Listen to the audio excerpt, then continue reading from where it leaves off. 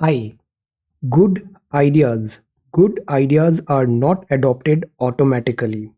They must be driven into practice with courageous patience. Today is 18th of February 2021. Let us have a quick discussion of all these important articles. Rapid जी के yesterday questions के answers हैं. सूफी derived from Arabic word साफा. इसका मतलब होता है one who wear woollen clothes और वो सिंबलाइज करता है प्यूरिटी एंड सैक्रेडनेस. खानका वो प्लेस होता है जहाँ पे मेंबर्स ऑफ सूफी फेथ मिलते हैं and do their spiritual rituals. Mohammad Tughlaq sultan of Delhi ने इंट्रोड्यूस किया था टोकन करेंसी. पानीपत में 3 बैटल्स हुई है. पहली बैटल हुई थी 1526 में, first battle of Panipat Babur और इब्राहिम लोधी के बीच. सेकेंड बैटल 1556 में, battle of Panipat fought between Hemu and Akbar. And third था 1761 में, fought between the Maratha and Durrani empires. Pietra dura ये होता है, इसको परचिनकारी भी बोलते हैं. इसमें जो स्टोन्स होते हैं उनको कट एंड पॉलिश और उनको ऐसे एनग्रेव किया जाता है, फिट किया जाता है कलर्ड स्टोन्स में, like something like this. Padmavat book है, इसको लिखा है सूफी पोएट मलिक मोहम्मद जायसी ने. आज के सवाल हैं, which union ministry announces the index of industrial production. IIP कौन सी मिनिस्ट्री अनाउंस करती है. ह्यूमंस इन स्पेस पॉलिसी 2021 का अभी ड्राफ्ट अनवील हुआ है. ये किस कंट्री ने किया है. बैंक रेट, ये टर्म हम अक्सर यूज करते हैं. Bank rate is defined as the rate at which. What is this bank rate. Which organisation publishes world investment report. World investment report. Bretton Wood twins किन दो इंस्टीट्यूट को बोला जाता है. एंड इकोनॉमिक प्लानिंग शेड्यूल 7 में है, ये किस लिस्ट में है. स्टेट, कॉन्करेंट और या फिर union. So these are 6 questions for today. आज की वोकैबुलरी है आर्डुअस, मतलब वो बहुत डिफिकल्ट है टू अकॉम्प्लिश और अचीव. एम्बिगुअस का मतलब होता है open to more than one interpretation. Ambiguous है, क्लैरिटी नहीं है. प्रिकैरियस सिचुएशन है, मतलब बहुत डिफिकल्ट सिचुएशन है. समथिंग, सम इंस्टीट्यूशन और पॉलिसीज अबाउट टू फॉल और collapse, that is a precarious situation. Watchdog. Watchdog मतलब वो मॉनिटर कर रहा है पर्सन, एक्टिविटी और सिचुएशन. पब्लिक के पर्स का वॉचडॉग कौन सा इंस्टीट्यूशन होता है. मेरिट, मेरिटोक्रेसी का वॉचडॉग किस इंस्टीट्यूशन को बोलते हैं. पॉलिटी में. ट्रिकल्स डाउन, इकोनॉमिक में ये थ्योरी यूज करते हैं हम. इसका मतलब है कि अगर बेनिफिट अपर एचलियन में प्रोवाइड किया है तो ग्रेजुअली वो नीचे भी वो ट्रिकल्स डाउन होता है. Use to refer a situation in which something that starts in the high parts of a system spreads to the whole of the system. So these are some vocabulary words. If you come across any other important word, write down that word along with its meaning in the comment section down below. आज के topics हैं fuel prices, fuel का import, strategic petroleum reserve और India का dependency, इस पे हम बात करेंगे. This is slow on safety, road transportation safety and ambiguous levy. This is about जो पीएफ पे टैक्सेशन की बात है. The poor state of the Indian state, lockdown, suffering, ये बहुत अच्छा आर्टिकल है. इसमें बात किया है पब्लिक सर्वेंट्स और प्राइवेट सेक्टर, इसमें क्या डिफरेंस होता है. Then hitting the right notes with the health budget. This is vaccination, UN peace keeping में. Museums, museum of the masses. This is mountain railway. यहाँ बात है फिस्कल डेफिसिट का. प्रोडक्शन लिंक्ड इंसेंटिव, एजुकेशन में reforms, hydrogen cars और संविधान के मूल अधिकार, मौलिक अधिकार. सीसेट के solutions and questions. So we are going to talk about all these important articles in next about 35 to 40 minutes. This is The Hindu and this is Indian Express, our reference material. ये front page है the Hindu का. यहाँ first news है, this is about petrol. Fuel prices है, इसका जो price है वो 100 का बैरियर क्रॉस कर गया है, 100 मार्क क्रॉस कर दिया है. कुछ दिन पहले हमने पढ़ा था क्रूड ऑयल का प्राइसिंग कैसे डिसाइड होता है. जैसे ये क्रूड ऑयल है बैरल में, इंटरनेशनल ये प्रोडक्शन है, बट ये क्रूड है. इस क्रूड ऑयल का फ्रैक्शनल डिस्टिलेशन होता है और फिर इससे ये डिफरेंट प्रोडक्ट्स बनते हैं, जैसे पेट्रोलियम हुआ, डीजल हुआ, jelly. There are so many by products. Petroleum refinery. तो क्रूड जो होता है इसको हम शिप से बुलाते हैं. फिर हमारे जो कोस्टल एरियाज है यहाँ बहुत सारी रिफाइनरीज है. इन रिफाइनरीज में इस क्रूड ऑयल का distillation, fractional distillation, separation, enhancement, ये सब चीज़ें होता है और फिर वो आता है हमें मार्केट में। इसमें दो चार्जेस बेसिकली लगते हैं, दो नहीं तीन बोल सकते हैं। पहला तो ट्रांसपोर्टेशन और ऑपरेशन कॉस्ट हुआ, जो इसको पूरा एक्सचेंज ऑफ दिस गुड्स में लग रहा है, transportation and operation cost. Second जो होता है टैक्स, वो होता है एक्साइज ड्यूटी, ये सेंटर लगाती है, central government India. Then value added tax होता है, ये स्टेट गवर्नमेंट लगाती है। तो because of all these charges, जो एंड प्रोडक्ट फ्यूल का प्राइस जो कंज्यूमर को होता है, कस्टमर को होता है एंड में, वो काफ़ी ज़्यादा हाई हो जाता है। So this is the thing. अभी ये 100 रुपये का बैरियर क्रॉस हो गया है। रीज़न दो बताए जा रहे हैं, एक तो क्रूड ऑयल का इंटरनेशनल प्राइस बढ़ गया है, और दूसरा जो गवर्नमेंट्स, सेंटर और स्टेट की जो गवर्नमेंट है, वो अपना टैक्स जो लेती हैं फ्यूल ऑयल पे, उसको कम करने के मूड में नहीं है। So because of these two reason ये क्रूड ऑयल का प्राइस राइज हुआ है। नाउ ज्योग्राफी में हम पढ़ते हैं मिनरल्स एंड रिसोर्सेज, इसमें हम बात करते हैं क्रूड ऑयल का। क्रूड ऑयल जो है, क्रूड ऑयल ये एक फॉसिल फ्यूल है। फॉसिल फ्यूल है, इसको एक बहुत बड़े गैस स्टेशन के बाद ये बना है। जो फ्यूल मेकिंग प्रोसेस है पेट्रोलियम का, इसमें millions and millions of years लगते हैं। और ये जो फ्यूल है, ये इसके रिजर्व्स अनइवनली डिस्ट्रीब्यूटेड है। जैसे अरब तरफ काफ़ी ज़्यादा रिसोर्सेज हैं, रिजर्व्स हैं इस ऑयल के।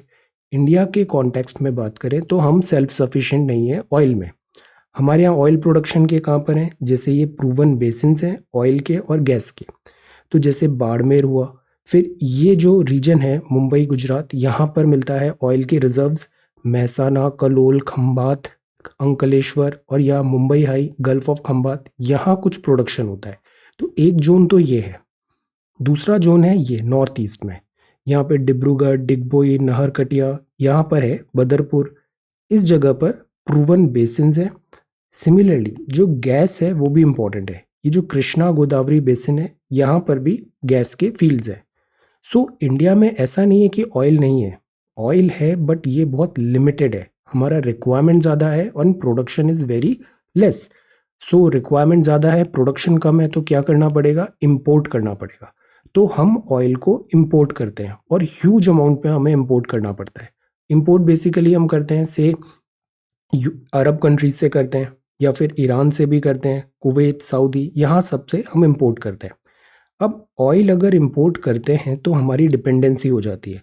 फॉर एग्जांपल यूएस ने ईरान में सैंक्शन लगाया, ईरान हमको इजी कम पैसे में ऑयल देने के लिए रेडी था, but because of this sanction हम इस पॉलिसी को कंटिन्यू नहीं कर पाए।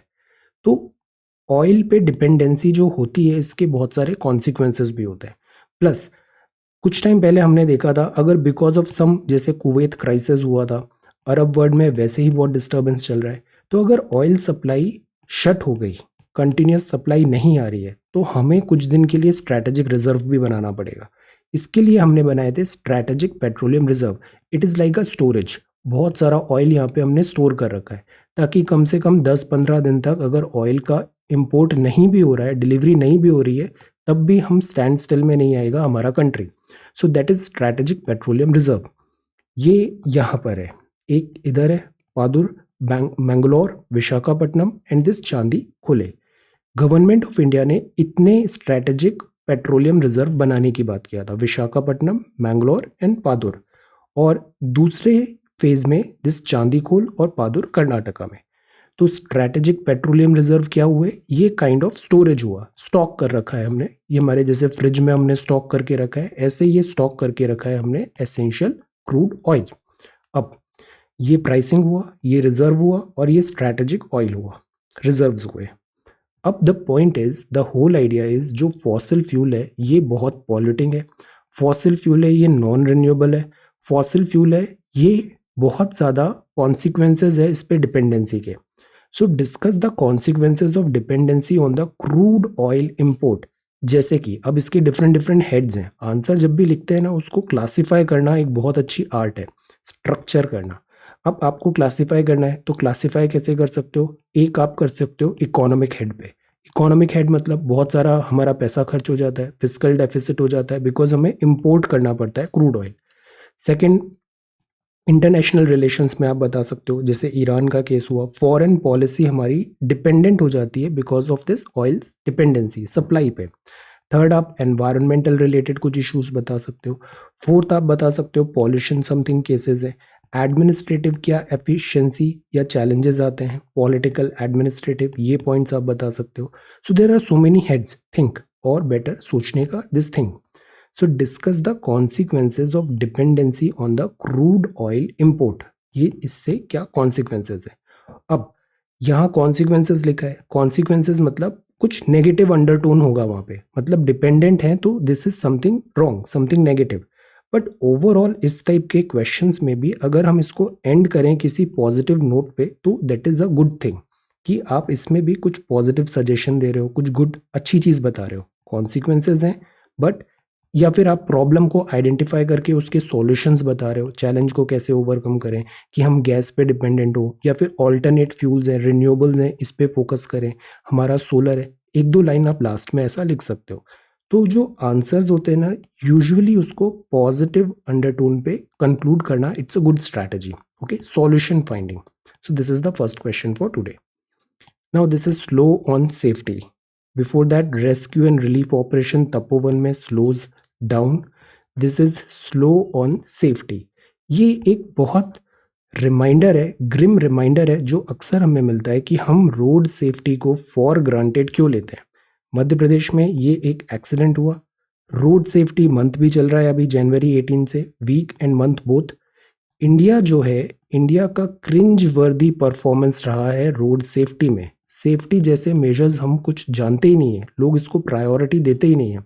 They would spend lakhs of rupee की एक अच्छा म्यूजिक सिस्टम हो जाए, अच्छा ये फीचर हो जाए कार में, बट जो बेसिक फीचर्स हैं जैसे एयर बैग्स होना चाहिए, ईबीएस होना चाहिए, ये चीज़ें हम इग्नोर कर देते हैं. यहाँ पे कॉस्ट कटिंग करते हैं, कॉम्प्रोमाइज करते हैं. फ्यूल एफिशिएंसी बहुत अच्छी होनी चाहिए, बट व्हाट अबाउट सेफ्टी. तो we need to think safety को प्रायोरिटी देना ज़रूरी है. Those who suffer the most are from low income household, specially rural area में. Women bear the long-term financial and psychological impact of the losses more. ये truth है this road safety के, जो इतने accidents होते हैं हमारे यहाँ. ये कुछ रिपोर्ट्स भी यहाँ पे दिया हुआ है, नंबर्स दिए हुए हैं, तो इट इज़ नॉट, नंबर्स अच्छे नहीं है, इंडिया का record is very poor. Then suffer जो होते हैं वो ये सबसे ज़्यादा करते हैं. ऐसा नहीं है कि गवर्नमेंट ट्राई नहीं कर रही, गवर्नमेंट ट्राई कर रही है. जैसे रोड सेफ्टी मेजर्स है, अभी मंथ है, इसमें लोगों को अवेयर किया जा रहा है कि वाई इट इज़ इम्पोर्टेंट कि आप ड्राइव करो responsibly, because you are not only responsible for your vehicle. आप जो आपसे एसोसिएटेड सामने से व्हीकल आ रहा है इधर, सबका सेफ्टी आप पे डिपेंडेंट होता है. So it is like everybody's responsibility.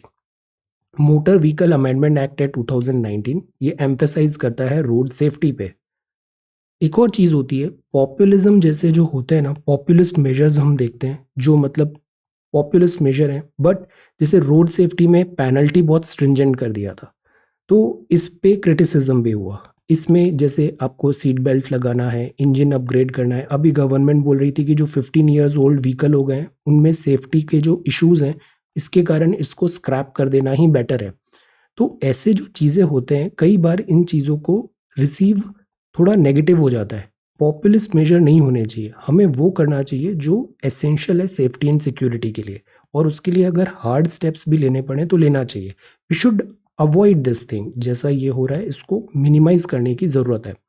और सेफ्टी में जीरो टॉलरेंस पॉलिसी होना भी बहुत ज़रूरी है. Centre must now set a timeline to operationalise the national road safety board. National road safety board.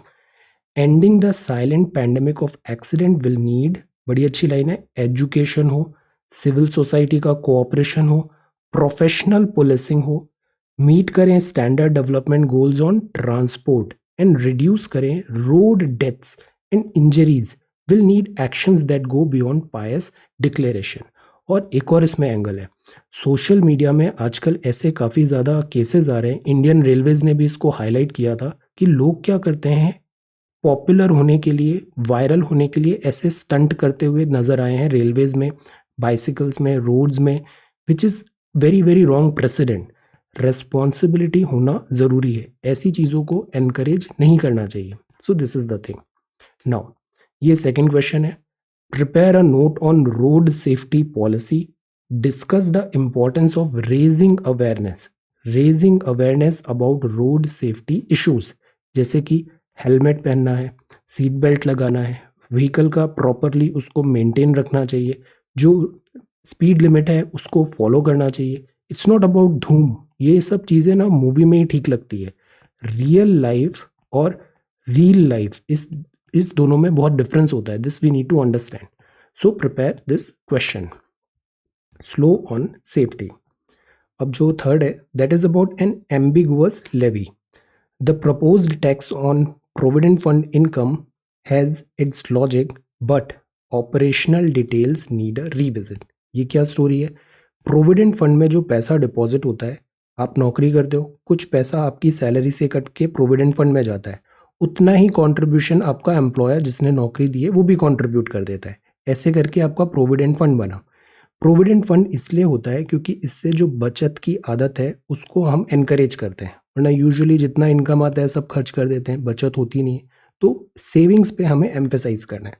इस कल्चर को प्रमोट करने के लिए जो प्रोविडेंट फंड है उसको हमने एग्जेम्प्ट कैटेगरी में रखा था। मतलब अगर इसमें आपने इतना पैसा रखा तो वो टैक्स स्लैब में आपको इतने का दिस एग्जेम्पशन मिलेगा, जितना पैसा आपने प्रोविडेंट फंड में डिपॉजिट किया।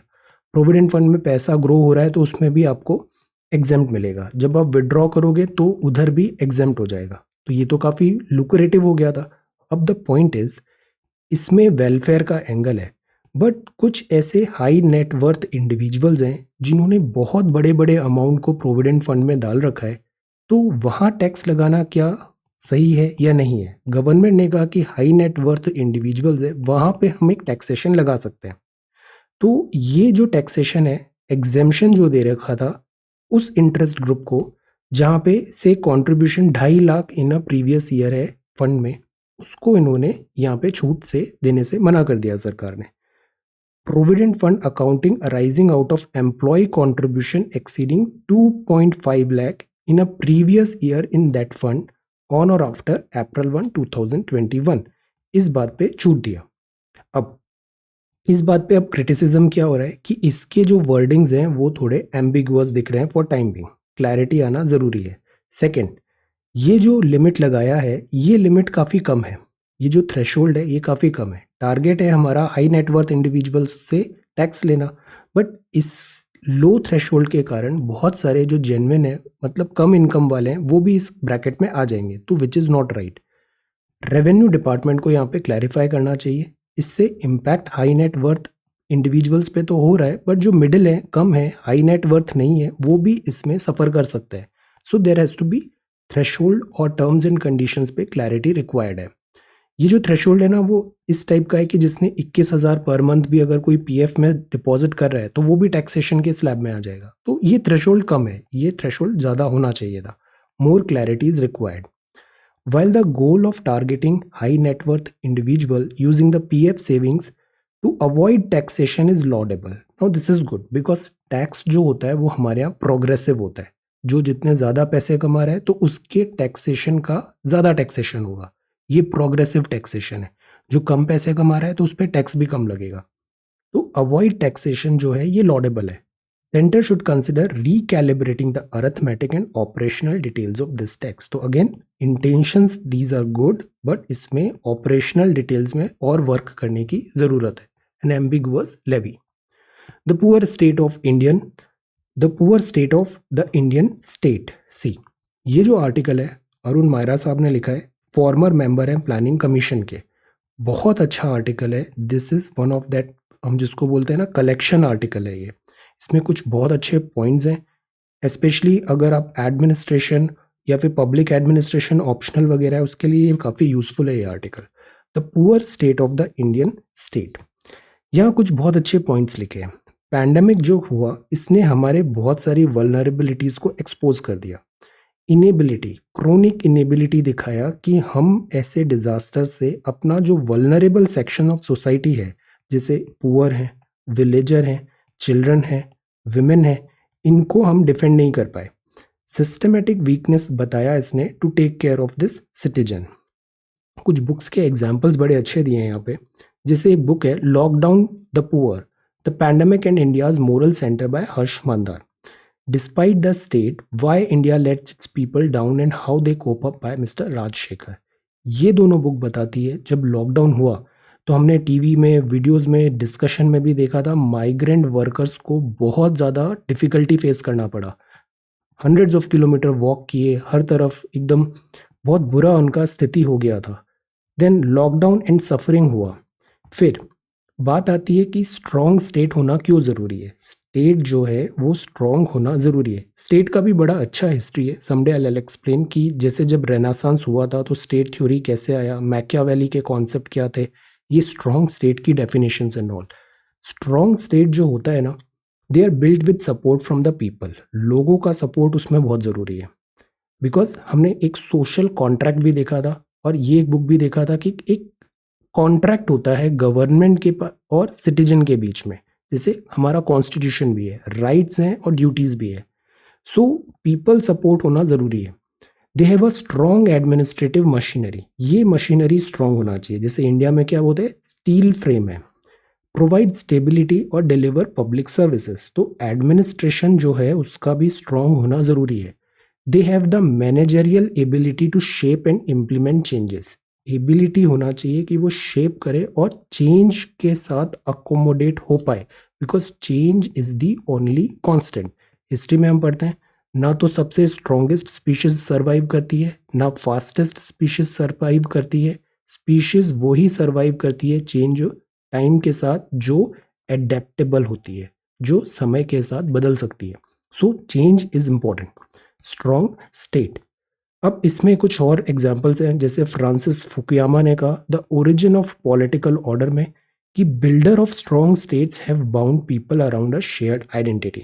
अब जो नेशंस होते हैं उनका एक कॉमन आइडेंटिटी होना चाहिए।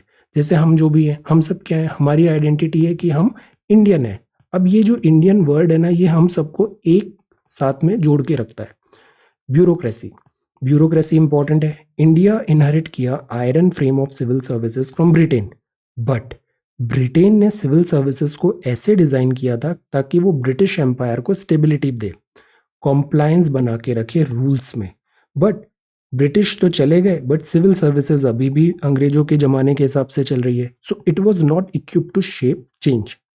अब स्टेबिलिटी और चेंज, तो स्टेबिलिटी भी इंपॉर्टेंट है, बट चेंज भी होना चाहिए। ऐसा नहीं कि वो बहुत ज़्यादा रिजिड है, वरना क्या बोला जाता है, जो आयरन फ्रेम है सिविल सर्विसेज, वो क्या हो रही है, रस्ट हो रही है। Unmanaged change can cause chaos. अब ये भी एक चीज़ है, too much of flexibility, too much of change, ये भी गलत है। मोहम्मद बिन तुगलक पढ़ते हैं हम दिल्ली सल्तनत में, उसने बहुत फ्रिक्वेंट चेंजेस किए, बट वो केओस ज़्यादा हुआ उससे, बिकॉज उसका बैकग्राउंड भी पहले तैयार करने की ज़रूरत है। Unmanaged change can cause chaos while too little changes entrenches the established system. Very good line. अब एक birth of right and left आया पॉलिटिक्स में अकॉर्डिंग टू यूवल लेनिन, और द ग्रेट डिबेट स्टार्ट हुआ। ग्रेट डिबेट स्टार्ट ये हुआ कि 18th century में एडमंड बुर्क, और लीडर था कंजर्वेटिव मूवमेंट ब्रिटेन में, और थॉमस पेन, ये leader of French and American revolutionary था। अब डिबेट ये हुआ कि स्टेट तो है, बट प्राइवेट भी क्यों नहीं होना चाहिए, कैपिटलिज्म क्यों नहीं होना चाहिए, सोशलिज्म कैपिटलिज्म का डिबेट होगा। पहले ये बताया जाता था कि मार्केट को फ्री छोड़ा जाए, एडम स्मिथ की भी बुक है, या फिर गवर्नमेंट का कितना इंटरवेंशन हो वहाँ पे। कैपिटलिस्ट जो होते हैं, कैपिटलिस्ट का ये इमेज बनाया जाता है कि वो वेल्थ क्रिएटर है, वेल्दी वो बनाते हैं, प्रॉस्पेरिटी जो है वो कैपिटलिज्म लेके आता है। जबकि गवर्नमेंट क्या करती है, डिस्ट्रीब्यूटर होती है, 39B&C रीडिस्ट्रीब्यूट करती है इस वेल्थ को। अब पहले वेल्थ तो बनाए, तब जाके उसको रीडिस्ट्रीब्यूट करेंगे। तो ऑर्डर क्या हो कि पहले कैपिटलिज्म आए फिर गवर्नेंस आए। तो फिर एक पॉलिसी ये भी चली कि minimum government maximum governance. Popular slogan आया कि wealth must be created before it can be redistributed. पहले वेल्दी हो फिर उसके बाद रीडिस्ट्रीब्यूट करेंगे। तो ये कॉन्क्लूजन आया, बट इसके भी शॉर्ट कमिंग्स हैं। आइडियोलॉजी जो है, प्राइवेट इज गुड और पब्लिक इज बैड, जिससे हमारे यहाँ क्या एक पब्लिक परसेप्शन हो जाता है, ऑल्दो ये स्टीरियोटाइप है। स्टूडेंट्स वगैरह में भी देखते हैं, प्राइवेट स्कूल में पढ़ना है, प्राइवेट सब कुछ चाहिए, बट जब नौकरी चाहिए तब गवर्नमेंट चाहिए। तो private is good and public is bad requires, ये एक परसेप्शन बन जाता है। Public servants should think like private sector management. और हम ये कोशिश करते हैं कि जो पब्लिक सेक्टर के हैं, एम्प्लॉयज़ हैं, सरकारी एम्प्लॉय है, वो भी प्राइवेट सेक्टर की तरह काम करें। Committed to growing the pie. not think like socialist concerned about the condition of the people who are waiting for wealth to trickle down to them. But यही एक प्रॉब्लम है, जो गवर्नमेंट होती है ना वो कंप्लीटली प्राइवेट सेक्टर की तरह नहीं सोच सकती। फॉर एग्जांपल जैसे बीएसएनएल, और से हम एक प्राइवेट का एग्जांपल लें। अब बीएसएनएल ना अपना टॉवर वहां पे भी लगाएगा जहां पे उसको प्रॉफिट नहीं हो रहा है, बट वो टॉवर इसलिए लगाएगा बिकॉज उसको सर्विस प्रोवाइड कराना उसका जिम्मेदारी है। तो यहाँ एक सेंस ऑफ रेस्पॉन्सिबिलिटी होता है गवर्नमेंट में। हमने बैड बैंक्स में भी पढ़ा, प्राइवेट सेक्टर के जो बैंक्स होते हैं इनमें ज़्यादा एनपीए वगैरह कम है, ज़्यादा प्रॉब्लम नहीं है इनको। वाई? बिकॉज ये ज़्यादा रिस्क भी नहीं लेते हैं, ये ज़्यादा रेस्पॉन्सिबिलिटी भी नहीं लेते हैं। जबकि जो पब्लिक सेक्टर बैंक्स हैं, गवर्नमेंट बैंक्स हैं, इनके पास जिम्मेदारी होती है कि प्रायोरिटी सेक्टर लैंडिंग में लोन्स दें। मतलब वेलफेयर का भी एंगल इनको देखना पड़ता है। बीएसएनएल एक टावर लगाएगा अगर उसको प्रॉफिट नहीं हो रहा है, but service is their motive. तो the point is they try to make a balance, इतना ज्यादा भी नहीं, they try to make a balance. अब क्या इसको कंप्लीटली प्राइवेटाइज्ड वे में सोचना is it a right thing? State क्या बिजनेस कॉरपोरेशन की तरह काम करना चाहिए?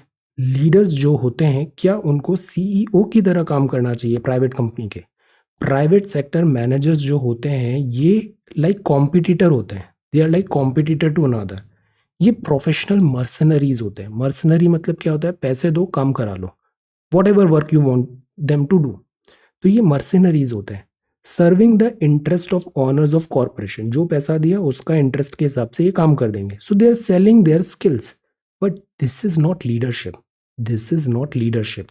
पब्लिक सर्वेंट्स जो होते हैं सरकार में, whose mission is to build their nation and states, they are expected to devote their lives to the cares of citizens in their own country। तो ये डिफरेंस होता है यहाँ पर और यहाँ पर, और ये बहुत बड़ा डिफरेंस है। सी, इंडिया जो है, build a strong and good state, इसके लिए जरूरत होगा political leaders who can unite all India in one India. One India unite करना जरूरी है, whatever their religion, race और caste. Cadre of good public managers जो होंगे वो बिल्ड करेंगे, रन करेंगे services for all citizens equitably, equitably. Business leaders जो होंगे who are not just wealth creator for themselves but distributing some of it in philanthropy, but creators of opportunity होगा, and millions of Indians earn करें, wealth करें for themselves too. Again middle way होता है, हमको private sector को demonise भी नहीं करना है, इनको भी गलत नहीं करना है, ना गवर्नमेंट सेक्टर को डिमोनाइज करना है। आइडियल वे वही होगा जो हमने शुरू से फॉलो किया, mixed form of economy. Government की भी ज़रूरत है और साथ ही साथ प्राइवेट सेक्टर की भी है, इनमें बैलेंस होना ज़रूरी है। The score card for the nation जो है वो जीडीपी नहीं हो सकता। जीडीपी जो है ये हम बोलते हैं नंबर्स आर एवरीथिंग, बट ऐसा नहीं है, numbers are not everything. GDP alone is not an indicator कि कंट्री का क्या प्रॉस्पेरिटी है, वहाँ के लोग कैसे हैं। इकोनॉमिक जस्टिस होना चाहिए, environment sustainability, improvement of the dignity, ये बहुत पावरफुल वर्ड है, dignity of all citizens measured, ये होना चाहिए। तभी वो फिर वो कंप्लीटली जो स्टेट बनेगा वो स्टेट बन सकता है, this strong state. Okay, so again very good article, इसको एक बार आप अपने खुद से भी पढ़ के कोशिश करिएगा, this is a really good article. ये है hitting the right notes with the health budget. यहाँ बात है नेशनल हेल्थ पॉलिसी, जैसे 2017 था, यहाँ पे बात किया कि हेल्थ जो है ना, हेल्थ मतलब एक कंबाइंड एफर्ट होता है। ये कंबाइंड एफर्ट मतलब वाटर भी अच्छा होना चाहिए, सैनिटेशन भी होना चाहिए, मेंटल भी ठीक रहना चाहिए, फिजिकल भी पैरामीटर्स होना चाहिए। तो this is a holistic term, सारे इनपुट्स हैं यहाँ पे। इकोनॉमिक सर्वे में भी वाटर सैनिटेशन की बात की है, साफ पानी मिले, स्वच्छता रहे और साफ सफाई घर में रहे। तो this is a very good condition for this health. कुछ स्कीम्स हैं जैसे जल जीवन मिशन है, प्रोडक्शन लिंक्ड इंसेंटिव मिशन है, पीएलआई, इसका कल पीडीएफ शेयर करना था, फॉरगॉट, इसको मैं आज कर दूंगा, इसमें और इनपुट्स डाल के। कोविड सुरक्षा में भी पीएलआई की बात है। प्रधानमंत्री आत्मनिर्भर स्वस्थ भारत योजना की बात है। Pneumococcal vaccine across the country को इसमें कवर किया है, बजट में इसका मेंशन है। प्रधानमंत्री जन आरोग्य योजना है और आयुष पे भी एम्फेसाइज किया है। द पॉइंट इज, अगर हमें होलिस्टिक एक कंप्लीट हेल्थ चाहिए तो सारे छोटे छोटे जो पैरामीटर्स हैं इनका कल्मिनेशन करना जरूरी होगा, and states must act too. तो right notes with the health budget. Health जो है इसको प्राइमरी कंसर्न होना चाहिए, प्रायोरिटी होना चाहिए, सेकेंडरी नहीं होना चाहिए. Then this is redefining the exit plan for Covid 19. Covid 19 से कैसे रिकवरी करें. Money versus happiness. अगेन, जैसे नंबर्स सब कुछ नहीं होते हैं, ऐसे ही money is not everything. Hindi में दो एक कहावतें हैं, दूर के ढोल सुहाने लगते हैं, एंड द सेकेंड इज अति सर्वत्र वर्जते. This there has to be a balance. Then a growing rights crisis in Lanka, UNHRC, and on the recovery track. This is recovery track. Okay. Then this is Kerala government, High Court. This is चार मीनार के पास this चिल्ला, this merger of Hyderabad. इस पे news आया है अभी हैदराबाद की. यहाँ came into existence after the merger of Hyderabad. यहाँ का भाग्य Lakshmi temple. No record of this चिल्ला, a shrine the moment at the monument. ये आर्कियोलॉजिकल सर्वे ऑफ इंडिया, मतलब पहले से ही यहाँ पे चार मीनार था, ऐसा टेम्पल का यहाँ पे नहीं आया. No records are found. Then this is India to gift 2 lakh vaccination. UN peacekeeper, इन्हें ब्लू बैरेट भी बोलते हैं, यूएन पीस कीपर. जयशंकर साहब ने एक और टर्म कॉइन किया है, वैक्सीन नेशनलिज्म. इनका बुक भी बहुत अच्छा है, this India. Don't certify key bills as money bills. And Pangong में डिसएंगेजमेंट हो रहा है, completed in 2 to 3 day officials. If we move further, this is Jammu and Kashmir envoy. Government चार धाम प्रोजेक्ट से ऐसा कुछ डैमेज नहीं हुआ है, सेफ्टी एंड प्रिकॉशंस सारे यहाँ पे रखे गए थे. सेल्फ रजिस्ट्रेशन कोविड 19 वैक्सीनेशन का सून होगा. ये नया ऐप है, कोविन डिजिटल ऐप का नेक्स्ट वर्जन आ रहा है, CoWIN digital app. Then this is showcase. This is the jumbo jet set, jumbo hathi. This is museum of the masses, Dakshin Chitra Lang Fest, Tamil में. Lights out है. The devil wears Prada, so can you. And this is about mountain railways. Mountain railways. See, ये Nilgiri mountain railway toy train है, is back in action after 10 months. We hop on board for a ride. Toy trains. See, gauges होती है, metre gauge होती है, broad gauge होती है, और एक ये नैरो गेज होती है. तो जो माउंटेन्स होती है यहाँ पे वैसी रेलवेज डिफिकल्ट है, तो यहाँ पे ये नैरो गेज का दिस टॉय ट्रेन्स वर्क करती है. इनका हिस्टोरिकल बहुत सिग्निफिकेंस है, दे आर वेरी ब्यूटीफुल. ये 3 जगह है इंडिया में, Darjeeling Himalayan railways, Nilgiri mountain railway, और कालका शिमला रेलवे. इन तीनों में से मैंने कुछ भी नहीं देखा है. दिस इज इन लिस्ट, यहाँ जाना है. So this is Darjeeling, Nilgiri and कालका Shimla railway.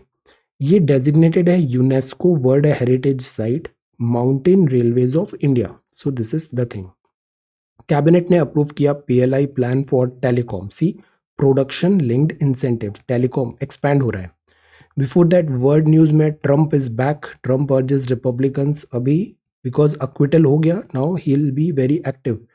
US will pay over this $200 million to WHO because Trump ने विड्रॉ कर लिया था ऑर्गेनाइजेशन से. Policy reversal. चाइना ने ब्लॉक किया जैक माज IPO over political link. Pakistan FATF की ग्रे लिस्ट में रहेगा जून तक. ये लिस्ट वगैरह भी हमें पता होना चाहिए. FATF क्या है, ब्लैक लिस्ट और this grey list. Black list में अभी 2 कंट्रीज हैं, उन 2 कंट्रीज का नाम बताइए.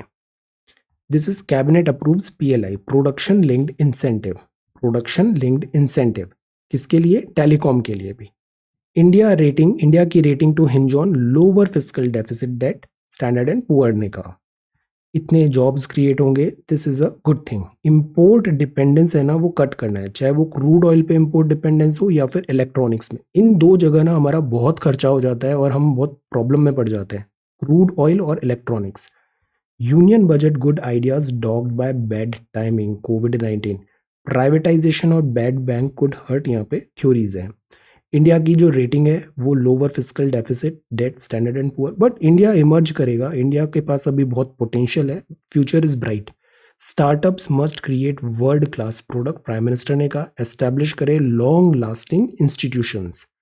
RBI finance, and this is recovery, SEBI, Bharti Airtel, और this is table tennis, and this is lights camera, this is IPL auction. Nadal is out, this is Australian Open. Then this is Indian Express. China को finger 8 से this करना। Overall देखा जाए ना तो China के साथ जो हमारा स्पेस ऑफ हुआ, स्टैंड ऑफ हुआ, इसमें इंडिया ने रीजनेबली वेल परफॉर्म किया है। This is a good, it's a win. Then PLI scheme to telecom, cabinet ने नोट दिया है, ग्लोबल फर्म्स को बुलाएंगे यहाँ पे। 13 सेक्टर में पीएलआई स्कीम्स आ चुकी है। ग्लोबल मैन्युफैक्चरिंग कॉन्ग्लोमरेट को इंडिया में आना है। आंसर में ये भी आप लिखना 13 सेक्टर्स कौन से हैं। देन फोकस जो है वो जॉब क्रिएशन में है, इस इंडस्ट्री में इन पे फोकस रहेगा अभी। Production linked incentive very important scheme है अभी PLI. This is Rechin La Rezang La. यहाँ द इंडियन एक्सप्रेस एडिटोरियल है, small and significant Puducherry and farmer and the celebrity. यहाँ एक वर्ड है celebrity activism, celebrity activism and Twitter diplomacy. Pandemic lesson on importance of service must not be forgotten. Reform lessons for education, ये भी एक अच्छा article है। Employed learners must exceed full time learner. हमारे यहाँ ये ऐसा होता है कि बच्चों को पढ़ाओ, पहले स्कूल कराओ, कॉलेज कराओ, फिर उसके बाद जॉब में आते हैं, फिर जॉब में उनका एक्चुअल लर्निंग स्टार्ट होता है। बुकिश नॉलेज, स्कूल नॉलेज जो है और जॉब लर्निंग है, दोनों में बहुत बड़ा गैप है। इस गैप को फिल करने का यहाँ पे का है। और एक और बात है, हम क्यों अप्रेंटिसशिप में फोकस नहीं करते? मतलब जॉब में आओ, काम भी करो, लर्निंग भी हो और पैसा भी मिलो, इस टाइप का मॉडल क्यों नहीं डेवलप करते हम? तो यहाँ कुछ पॉइंट्स दिए हैं हमने, इसके इतने डिटेल में नहीं जाना है हमें। यूजीसी एक्ट 1956 किस पार्ट में क्या लिखा है ये याद भी नहीं रहेगा। द पॉइंट इज इसमें क्या सजेशंस है, थीम्स क्या है। Minimum standard of for grant of first degree. एक और यहाँ पे इंपॉर्टेंट पॉइंट रखा है कि हमें ऑनलाइन एजुकेशन जो है इसको भी एनकरेज करना चाहिए। डिग्री केवल यूनिवर्सिटी से ही नहीं मिलनी चाहिए। डिग्री लेने के लिए हमें फ्लेक्सिबिलिटी भी हो सकती है, लाइक डिजिटल या फिर part time etcetera. Minimum standard for grant of the first degree, skills university as a new category करें स्किल डेवलपमेंट के लिए। सेकेंड, एक ब्लैंकेट एंड ऑटोमेटिक अप्रूवल दें एक्रेडिटेड यूनिवर्सिटी को कि वो खुद ही अपना डिजाइन डेवलप डिलीवर करें ऑनलाइन प्रोग्राम। अलाउ करें innovation, flexibility and relevance online curriculum में। यूनिवर्सिटी वर्क करें क्लोजली विद इंडस्ट्री, मतलब यूनिवर्सिटी और इंडस्ट्री के बीच में कन्वर्जेंस हो, बिकॉज यही तो स्टूडेंट्स वर्कर्स प्रोवाइड करेंगे इंडस्ट्री को, तो सिनर्जी हो। देन पार्टनर इकोसिस्टम बनाएं ऑनलाइन लर्निंग सर्विसेज का, और यहाँ इंट्रोड्यूस करें that apprenticeship, apprentice act 1961 accredited university में, ताकि जो बाद में एम्प्लॉय कंपनी में आ रहा है उसको पहले ही कंपनी में जाके लर्निंग भी हो, एजुकेशन भी हो। इससे एम्प्लॉय का भी फायदा होगा, because education is very costly, and company को भी अच्छे ह्यूमन रिसोर्सेज मिलेंगे। हाफ लाइन जो है वंडरफुल बायोग्राफी नरसिम्हा राव जी की, यहाँ इन्होंने डिस्क्राइब किया था, a rock pile ceases to be a rock pile the moment a single man contemplates it and bearing within him the image of a cathedral। मतलब चट्टान है, उसको फिर अगर किसी पर्सन ने कंटेम्पलेट किया, एफर्ट्स डाला, स्किल्स डाला, तो वो चट्टान एक ब्यूटीफुल समथिंग फॉर्म में कन्वर्ट हो सकती है। Women and child development, health, youth affairs, future, labour code 1985 के नोट में कहा education is organised vertically in government. हम ऊपर से पॉलिसीज ऐसे बना देते हैं, बट जो एजुकेशन है वहाँ पे थिंकिंग हॉरिजॉन्टली होना चाहिए, हॉरिजॉन्टली, होलिस्टिकली और imaginatively. So some very good points. Reform lessons for education, bridging the inequality gap, इसको भी दूर करना है। डिजिटल डिवाइड, अब ये जैसी कुछ प्रॉब्लम्स होती है ना, आइडियाज़ बड़े अच्छे होते हैं बट इसका इम्प्लीमेंटेशन में डिफ़िकल्टी होती है। तो जो फाइनल पॉलिसी फॉर्मुलेशन होता है ना, उसमें कई बार इसमें जो निटी-ग्रिटीज़ हैं, चैलेंजेस हैं, उसको भी एड्रेस करना ज़रूरी होता है। तो this is the thing, but the whole idea is education quality होनी चाहिए, एक्सपेंसिव नहीं होनी चाहिए और प्रैक्टिकल होनी चाहिए। ये नहीं कि आपने इतना सारा मेहनत किया, उसका फिर कोई यूटिलिटी नहीं है जो पढ़ाई किया उसका। This is the thing. Then US में बात है, म्यांमार में प्रोटेस्ट हो रहा है, ये है running cars on hydrogen, hydrogen based cars. So hydrogen based cars हैं, बेसिकली इसमें क्या होगा, जैसे फ्यूल जलता है, फॉसिल फ्यूल होता है, फॉसिल फ्यूल जलता है तो क्या होता है, बाय प्रोडक्ट्स होते हैं, पॉल्यूटिंग होता है, ग्रीन हाउस गैसेज होता है। हाइड्रोजन बेस्ड फ्यूल में बाय प्रोडक्ट होगा water, which is a good thing. तो क्यों ना हम हाइड्रोजन बेस्ड कार को प्रोड्यूस करें और उनको प्रमोट करें। इसके लिए नेशनल हाइड्रोजन मिशन है, ये रोड मैप है hydrogen as energy source, future में ये एक बहुत बड़ा इंपॉर्टेंट सोर्स होने वाला है, और इसको अगर हमने क्रैक कर लिया कोड, हमारी सारी प्रॉब्लम सॉल्व हो जाएगी दिस फ्यूल की, hydrogen cell based fuel. But the problem is technology में लिमिटेशंस है। इनिशिएटिव पोटेंशियल है ट्रांसफॉर्मिंग ट्रांसपोर्टेशन का। लिमिटेशन मतलब टेक्नोलॉजी वो अच्छी होती है जिसको स्केल अप कर सके, मास डिप्लॉयमेंट हो सके, जिसमें सेफ्टी हो, जिसमें कॉस्ट भी कम हो, और जिसको कमर्शियलाइज कर सके। अब इंडिया में जैसे इलेक्ट्रिकल व्हीकल्स होते हैं, इलेक्ट्रिकल व्हीकल्स की ये 4 कैटेगरी है जो हमें आनी चाहिए। पहला तो होता है कन्वेंशनल हाइब्रिड इलेक्ट्रिक व्हीकल। इसमें क्या होता है, नॉर्मल पेट्रोल डीजल से कार चल रही है, साथ ही एक बैटरी भी है जो इससे चार्ज भी होगी, और कुछ जो फंक्शन है वो पार्ट हो जाएगा इस बैटरी में। सो this is a hybrid, fuel भी है और एक बैटरी भी है, और बैटरी कार के चलने से अपने आप डिस्चार्ज भी हो जाती है। जैसे हाइब्रिड व्हीकल है टोयोटा का कैमरी, एक मारुति का सियाज का भी हाइब्रिड मॉडल है। So this is hybrid. फिर आते हैं प्लग इन हाइब्रिड, मतलब इसमें बैटरी का पावर ट्रेन डिलीवरी हाइब्रिड हो गया है।